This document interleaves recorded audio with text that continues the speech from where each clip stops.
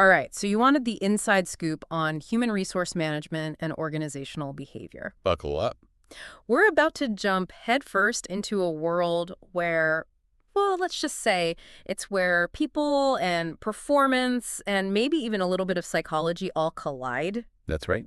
Think you know HR? Think again. We're cracking open CO 522, going way beyond the usual stuff to uncover what makes this field tick. We are. I mean, think about it. Ever wonder why some teams just, they click, while others, well, they need some serious help? Yeah. We're going to find out why. We are. And whether you're managing a team or you're just navigating your own career, this deep dive is for you. For sure. So let's start with the basics. Human resource management, or HRM, what is that really? So every organization has like a secret weapon. Okay. It's the people. Right. And HRM is all about managing those people strategically. It's not just about hiring and firing. It's way more than that. Yeah, so much more. It's about creating this workplace where people actually want to come in every day and do their best work. So happy employees equal a successful company. Absolutely. I like it. A happy workforce equals a productive workforce. Makes sense. And HRM covers everything from, figuring out how many people you need and with what skills, that's workforce planning, to making sure that everyone is treated fairly and that the company is following all the laws. Okay, so more than just like processing payroll then. Way more. Yeah. And that actually brings us to the HR manager. Forget that stereotype of someone just shuffling paper all day.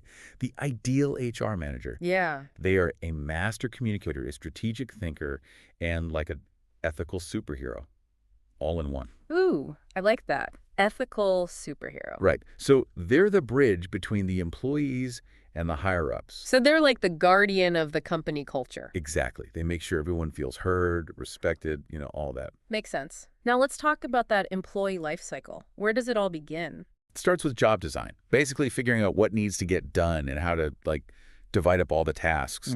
It's more than just writing a list, though. Okay, so like what? Well, some companies use these really cool techniques like job rotation to keep things interesting for the employees and help them develop new skills.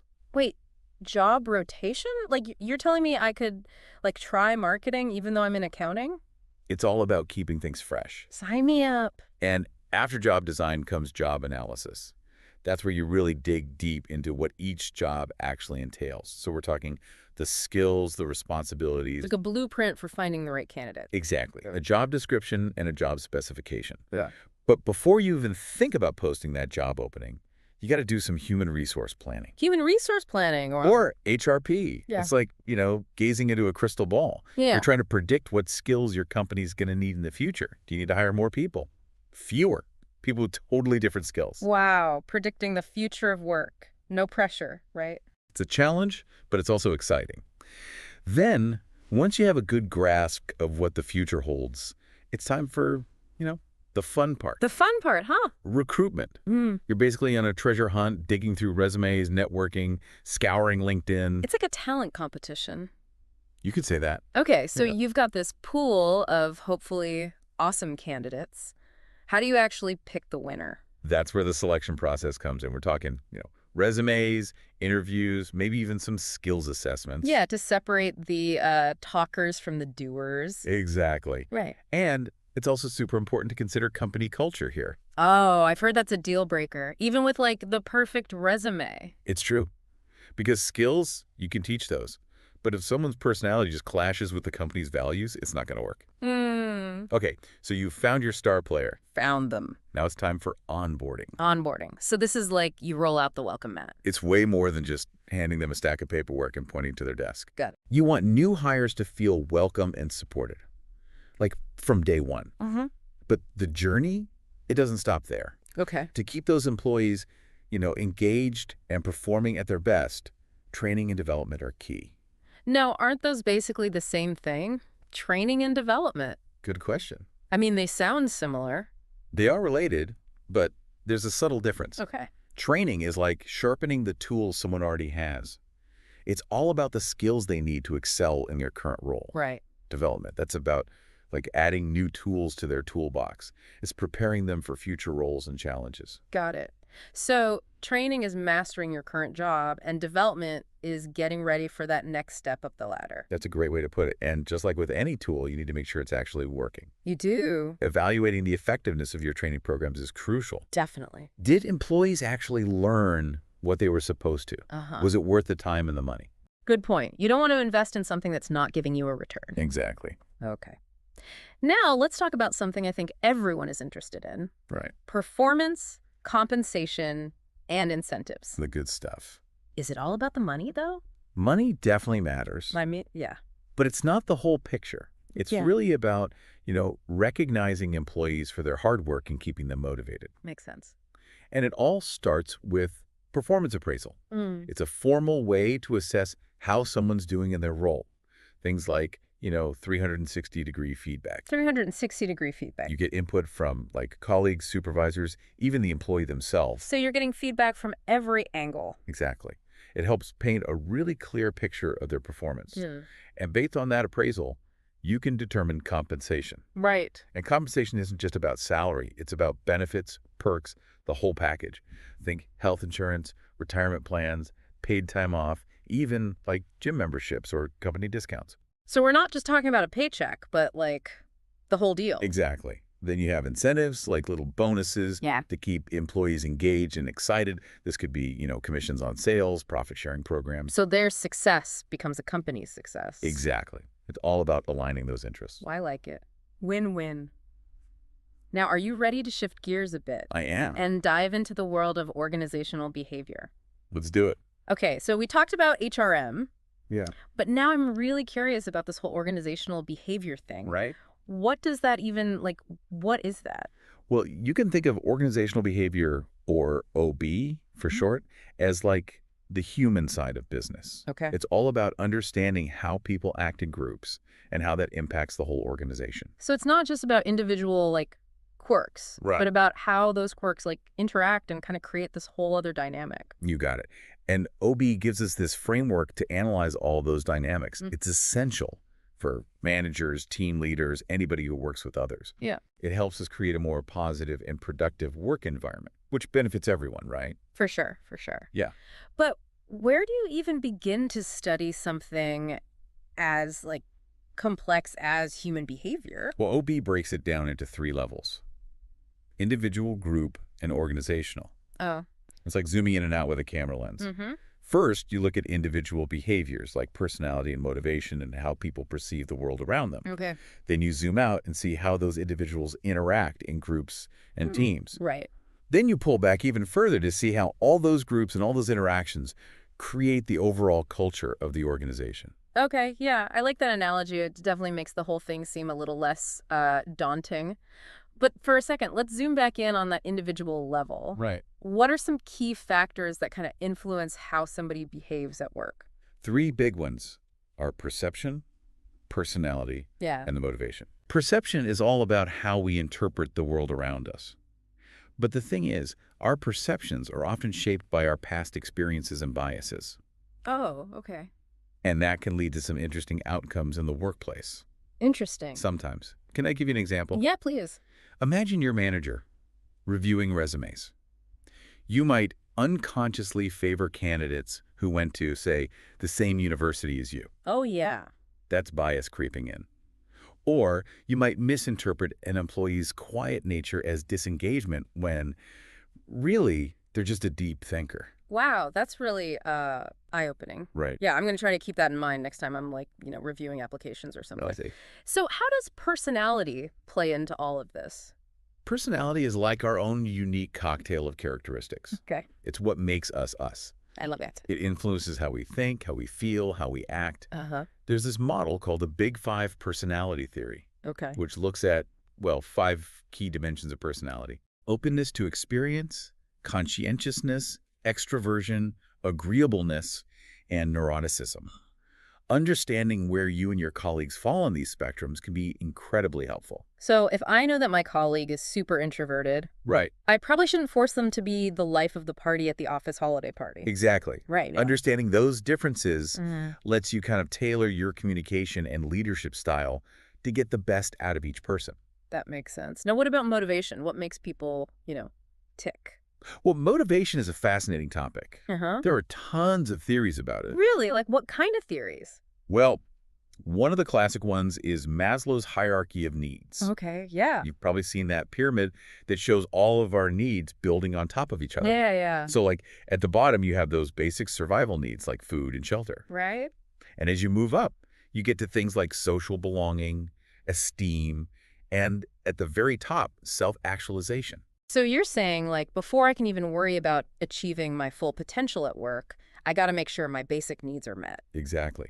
And then there's Hertzberg's two-factor theory, Okay. which distinguishes between the things that prevent dissatisfaction, Things like salary, job security, Okay. and the things that actually motivate us. Okay, so what motivates us? Challenging work, recognition, opportunities for growth. So you're saying just paying people a decent wage isn't enough to, like, really get them excited about coming to work? Not necessarily. It's about creating an environment where people feel valued, Yeah. challenged, like Mhm. they're contributing to something meaningful. Right. Does that make sense? It does, yeah.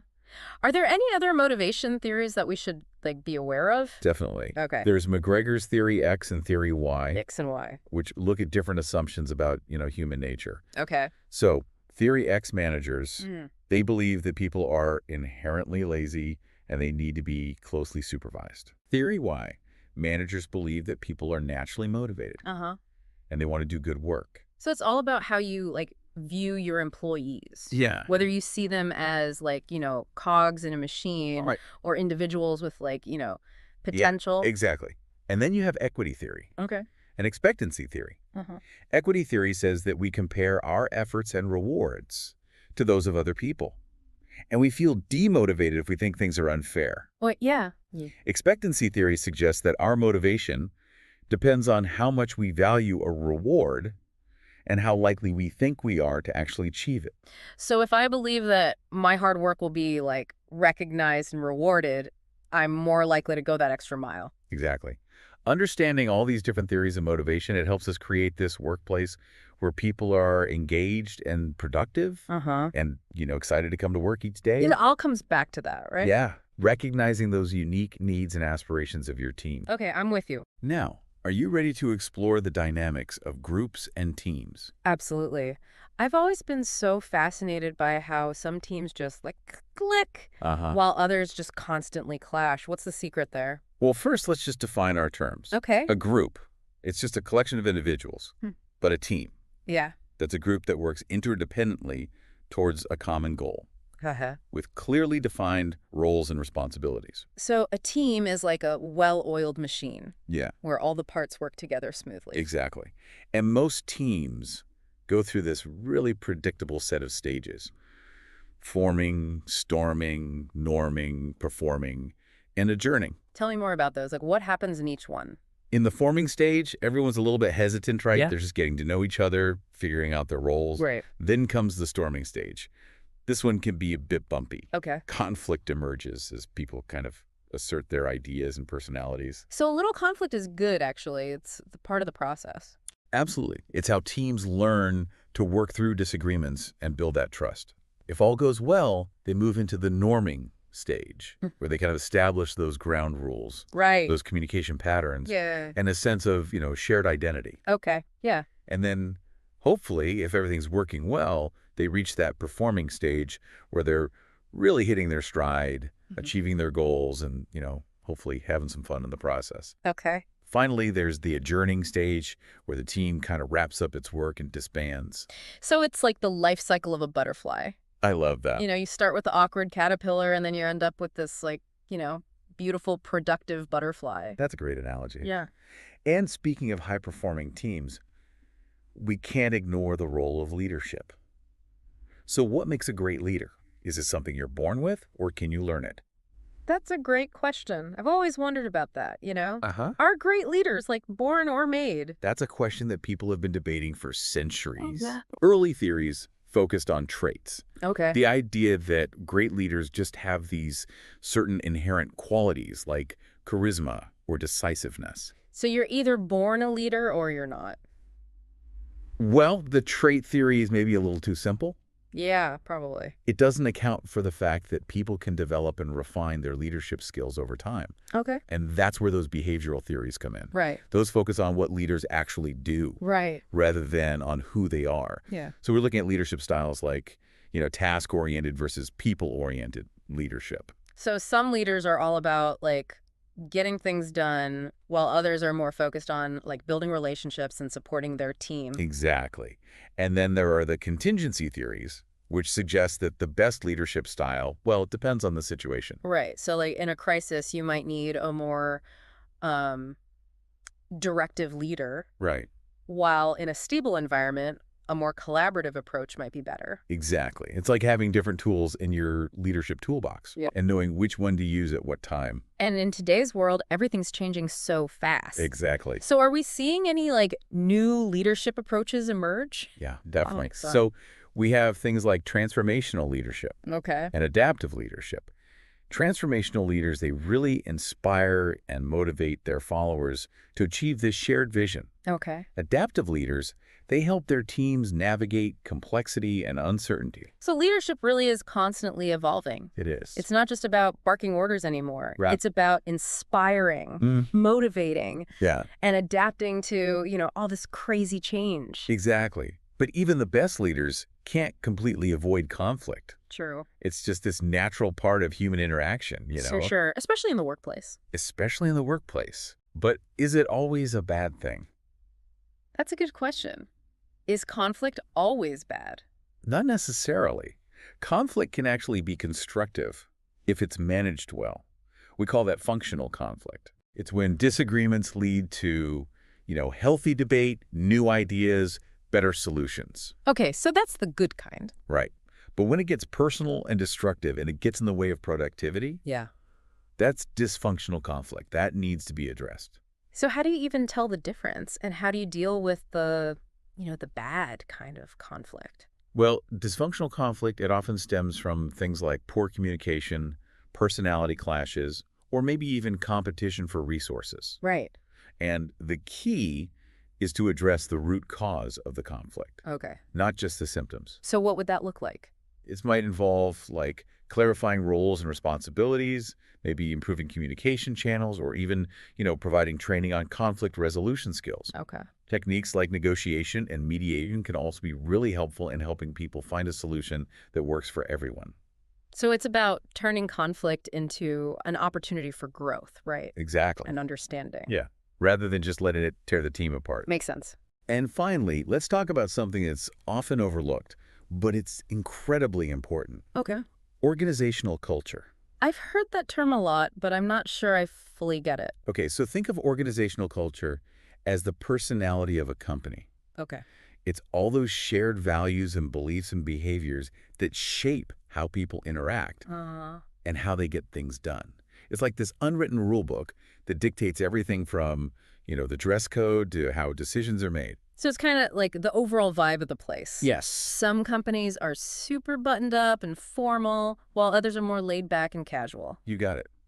And that vibe can have a huge impact on employee morale, productivity, even the company's bottom line. Wow. Understanding a company's culture is super important for anybody joining a new organization or leading a team or even just trying to navigate the workplace. It's like reading between the lines. Yeah. And understanding those unspoken rules. Exactly. Wow, we really did cover a lot today. We did. It's like amazing how much goes into creating a, thriving workplace. It really is. And I'm already like looking at things differently. That's great. Like what? I mean, I never realized how much my own biases could be affecting my decisions, especially like hiring decisions. I'm definitely going to be more careful about that in the future. That's fantastic. Yeah. And, it brings me to one of the most important things I want to leave our listeners with. Okay. Awareness is key. Awareness. Once you start understanding these concepts, you can't unsee them. Like you start noticing all these things you might have missed before, like the impact of organizational culture or how different personalities interact on a team. Yeah. It's like you've given us a new lens to view the workplace through. Exactly. Yep. And HRM and OB, they're not just about like abstract theories. Right. They're about real people and real Yeah. challenges. Yeah. We're talking about creating a work environment where people feel valued and motivated and, empowered to do their best. So it's not just about like the bottom line, right? It's about creating a positive and fulfilling experience for, like, everyone. Absolutely. And that's where you come in. We explored the what and the how Yeah. of HRM and OB, Yeah. but the real question is, what are you going to do with this knowledge? How are you going to use these insights to, make a positive impact in your own little corner of the world? That's such a good question. I mean, it's a call to action for all of us, really. Whether we're, leading a team, building a company, or just trying to be a better coworker, we can all use these ideas to actually make a difference. Exactly. Even small changes, they can have a huge ripple effect. Yeah. Maybe you start paying more attention to how you motivate your team. Or you make more of an effort to understand your colleagues' personality types. Mhm. Every step you take to create a more positive and productive work environment, it matters. It's inspiring when you think about all the possibilities, and it makes me realize, like, this journey, this learning, it never really ends, does it? It doesn't. The world of work is changing all the time, so we gotta stay curious. Keep learning. Oh, you got it. Who knows, maybe one of our listeners will be the next, like, HR guru or organizational behavior expert. Maybe we'll have them on the show someday. Mhm. But until then, keep learning, Yeah, keep questioning, definitely. and keep striving to create, a more positive and productive work world. Couldn't have said it better myself. Thanks for joining us for this deep dive into human resource management and organizational behavior. We'll see you next time for another, well, deep dive.